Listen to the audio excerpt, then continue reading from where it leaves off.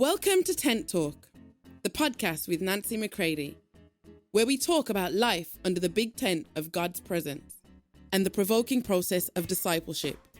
Here we go.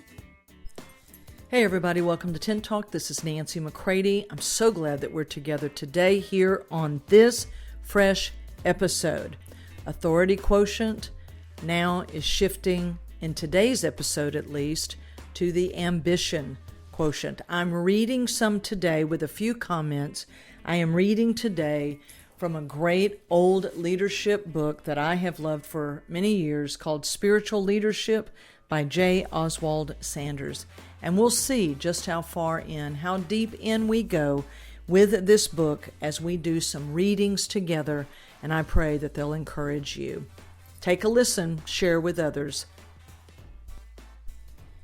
As I was doing AQ, BQ, MQ, I thought I could go on with this forever. It was somewhat the way I felt about Courage of Conviction and probably almost every series that I've ever done, is because we are forever maturing, we are forever learning. And so at some point I just have to stop and say, okay, let me shift in the episodes that we're doing. And what I decided was that it would be a good time for me to step into some readings as we go into these last days of August.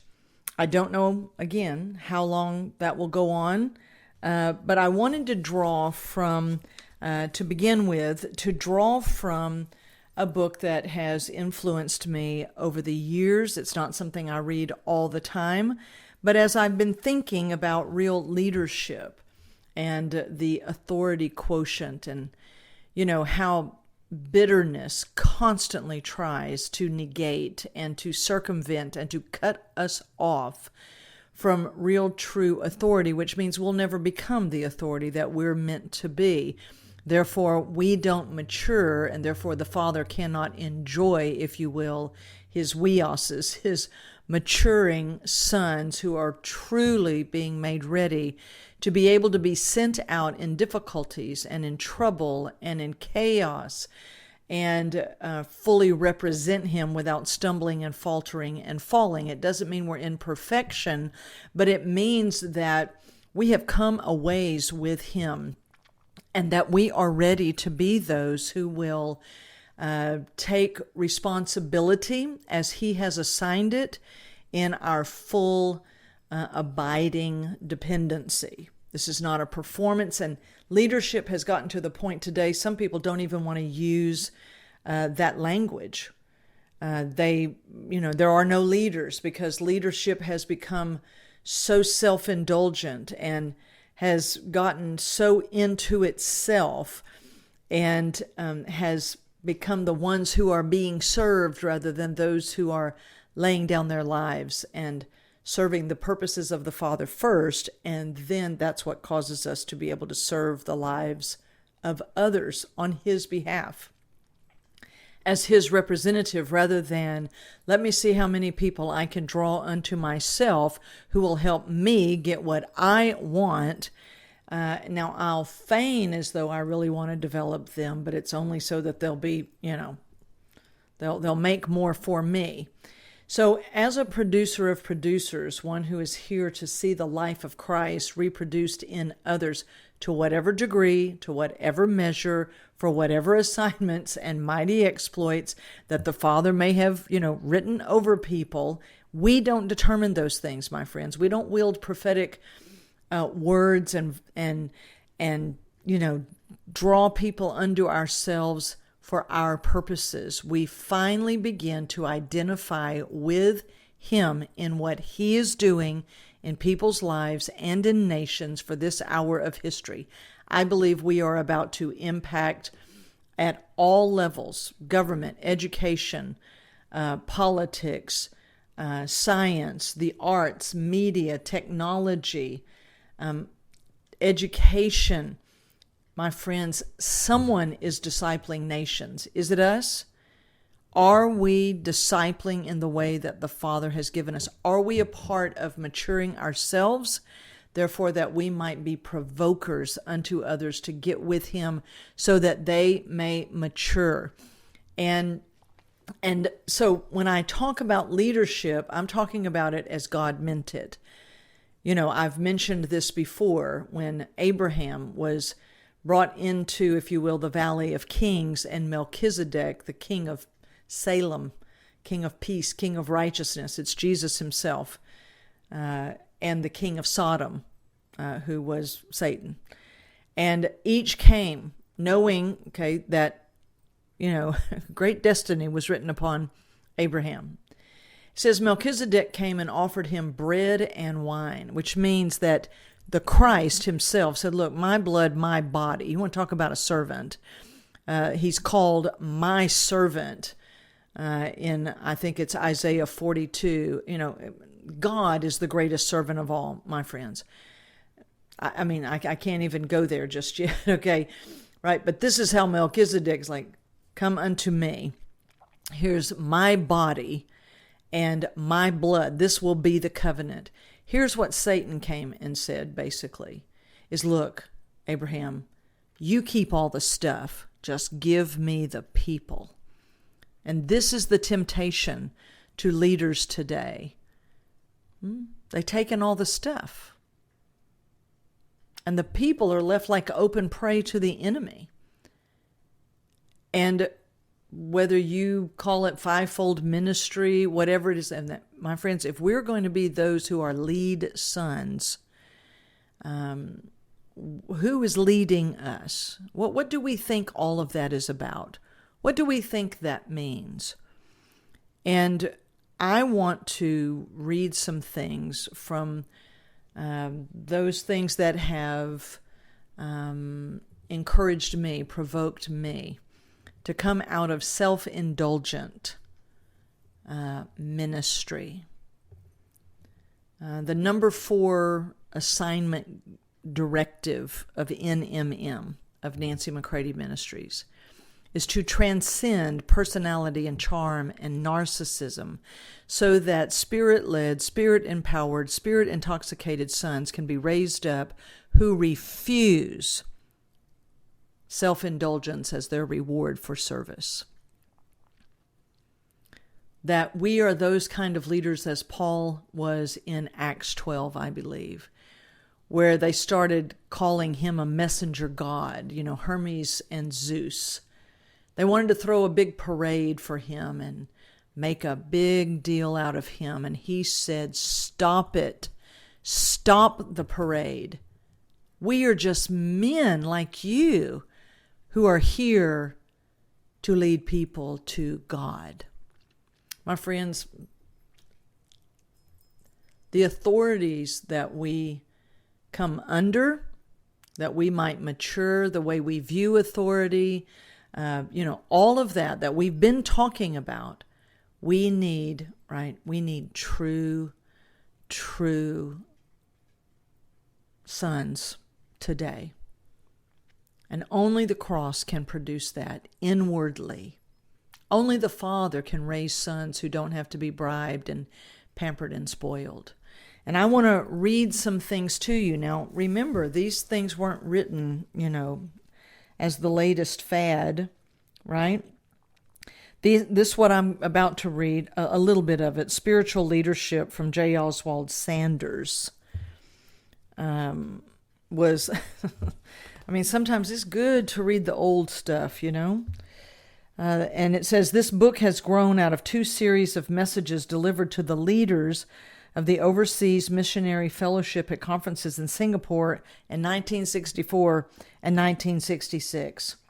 All right, do you understand what I'm saying? Like, I was born in 1959, so I was about to enter kindergarten, first grade or so.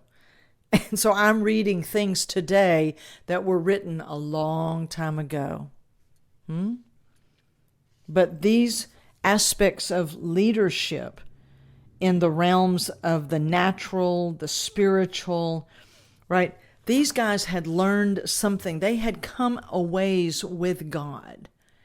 And they believed in holy ambition, which meant they placed all their powers at the disposal of God himself. And I'm just presenting some thoughts. This isn't the Bible. I'm not saying I agree with everything 100%, but it may be said in a way that's what they would call old language.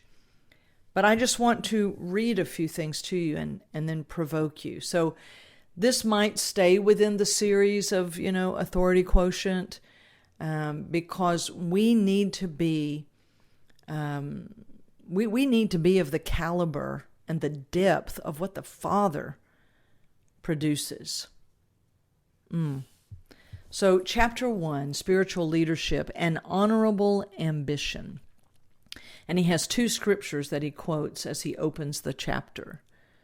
To aspire to leadership is an honorable ambition. 1 Timothy 3:1. Should you then seek great things for yourself? Seek them not. Jeremiah 45:5. Most Christians have reservations about aspiring to leadership. They are unsure about whether it is truly right for a person to want to be a leader. After all, is it not better for the position to seek out the person rather than the person to seek out the position? Has not ambition caused the downfall of several otherwise great leaders in the church, people who fell victim to the last infirmity of noble minds? Shakespeare expressed a profound truth when his character, Wolsey, said to the great English general, "Cromwell, I charge thee, fling away ambitions. By that sin fell the angels. How can a man, then, the image of his Maker, hope to profit by it?" No doubt Christians must resist a certain kind of ambition and rid it from their lives. But we must also acknowledge other ambitions as noble, worthy, and honorable. The two verses at the beginning of this chapter provide a warning and an encouragement for sorting out the difference. When our ambition is to be effective in the service of God, to realize God's highest potential for our lives, we can keep both of these verses in mind and hold them in tension. Part of that tension is the difference between Paul's situation and ours. We may understand his statement in terms of the prestige and respect given to Christian leaders today, but such was far from Paul's mind. In his day, a bishop faced great danger and worrisome responsibility. Rewards for the work of leading the church were hardship, contempt, and rejection. The leader was the first to draw fire in persecution, the first in line to suffer. Seen in this light, Paul's encouragement does not seem so open to misuse by people merely seeking status in the church. Phonies would have little heart for such a difficult assignment. Under the dangerous circumstances which prevailed in the first century, even stout-hearted Christians needed encouragement and incentive to lead. And so Paul called leadership an honorable ambition. The same situation faces Christians today in certain parts of the world. Leaders of the church in China suffered most at the hands of communists. The pastor of the little flock in Nepal suffered years in prison after church members had been released. In many troubled areas today, spiritual leadership is no task for those who seek stable benefits and upscale working conditions. Paul urges us to the work of leading the church, the most important work in the world. When our motives are right, this work pays eternal dividends. In Paul's day, only a deep love for Christ and genuine concern for the church could motivate people to lead. But in many cultures today, where Christian leadership carries prestige and privilege, people aspire to leadership for reasons quite unworthy and self-seeking. And so Jeremiah gave Baruch some very wise and simple counsel in Jeremiah 45:5. Quote, "Should you then seek great things for yourself? Seek them not." Close quote. The prophet was not condemning all ambition as sinful, but he was pointing to selfish motivation that makes ambition wrong. Great things for yourself? Desiring to be great is not a sin. It is motivation that determines ambition's character. Our Lord never taught against the urge to high achievement, but he did expose and condemn unworthy motivation. Now I'm going to stop right here, but I'm going to continue in our next episode to read, because ambition, my friends, is something that we need to definitely look at when we look at the authority quotient. Or maybe now we maybe shift to the ambition quotient. I know that this is giving you food for thought. So glad that you're with me here on Tent Talk today, and I look forward to our next time together. I'm stepping in here at the end of these episodes to encourage you to watch our social media for your invitation to the private online event with me, The Vault. It will be Friday, August 23rd, 11 a.m. to 2 p.m. Central Standard Time.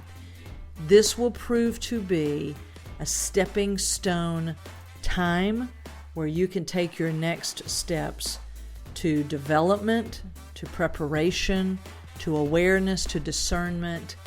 And I look forward to our time together on The Vault, a private online event with Nancy McCready. August 23rd, 11 a.m. to 2 p.m. Central Standard Time.